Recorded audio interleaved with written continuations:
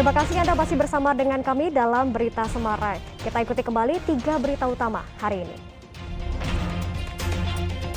Jelang libur Natal dan Tahun Baru, Stasiun Tawang Semarang mulai dipadati pemudik. Hibur anak-anak yang divaksin, Wali Kota Tegal mengenakan seragam SD dan berjoget ala TikTok. Terlibat prostitusi online, selebgram asal Jakarta digerebek di sebuah hotel di Semarang.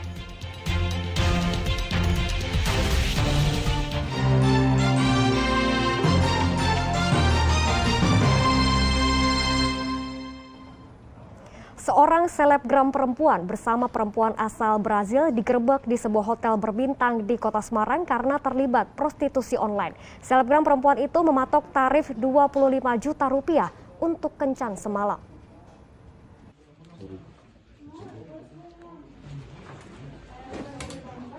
Direktorat Reserse dan Kriminal Umum Polda Jawa Tengah menggerebek Hotel Bintang 5 di Jalan Pemuda Semarang yang menjadi tempat prostitusi online.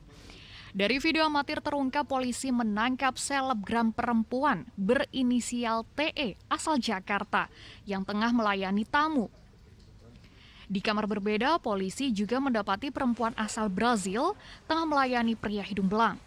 Selebgram perempuan dan perempuan asal Brazil itu dijual seorang mucikari berinisial JB asal Bekasi, Jawa Barat yang ikut ditangkap.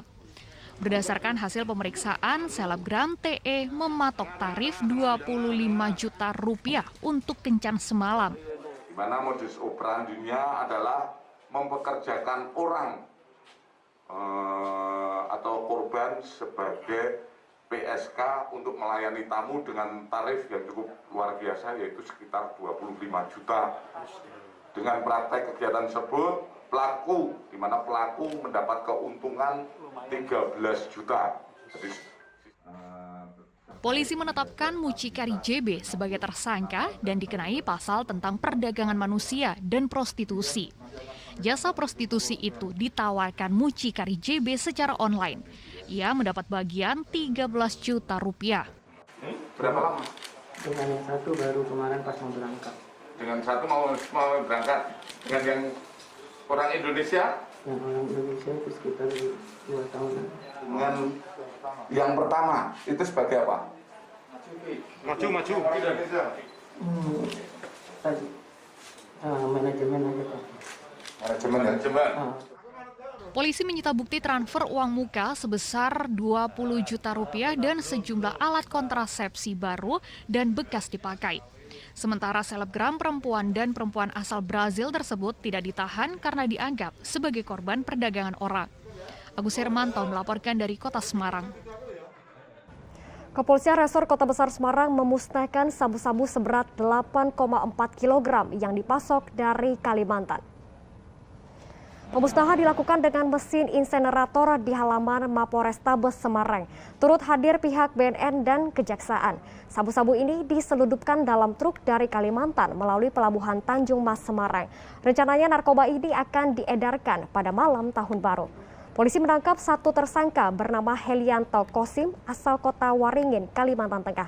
Polisi saat ini masih memburu pemilik sabu-sabu. Dapat kita ungkap, dapat kita potong sehingga barang ini tidak sempat beredar di tengah-tengah masyarakat. Untuk pelaku sementara ini masih dapat kita tangkap satu orang. Kita ke informasi lainnya, para seniman rupa se-Kabupaten Boyolali menggelar pameran lukisan sebagai tanda mereka masih bisa berkarya selama pandemi COVID-19. Para seniman juga menunjukkan secara langsung cara melukis dengan serbuk kopi. Lukisan sejumlah tokoh bangsa dari Soekarno hingga Presiden Joko Widodo menjadi bagian dari hasil karya para seniman Boyolali yang dipamerkan di Balai Sidang Mahesa. Ada juga lukisan pedesaan tempo dulu, keindahan alam dan tentang kehidupan sehari-hari. Pameran diikuti puluhan seniman se-Boyolali. Pameran mengusung tema Kami Masih Ada. Para seniman ingin menyampaikan pesan bahwa mereka masih bisa berkarya selama pandemi COVID-19. Apresiasi terhadap seniman-seniman Boyolali yang sudah lama tidak muncul, kita munculkan kembali dengan judul ini. kita masih ada, sesuai dengan judulnya, kami masih ada. Kita mengumpulkan semua pelukis-pelukis Boyolali, seniman rupa khususnya. Kita kolaborasi dengan adanya musik, kita juga mengadakan lukis live di sini. Pameran juga ditandai demonstrasi membuat sketsa wajah pengunjung dengan serbuk kopi sehingga menarik pengunjung.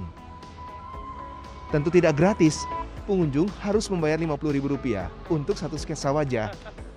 Bagus Pak, tadi sempat itu ada ini kayak hidup tenanan gitu loh. Kita itu berada di daerah pegunungan, ada buah-buah di sana juga ada. Itu kayak nyata sekali, kita masuk ke dalam dunia yang ada di dalam lukisan.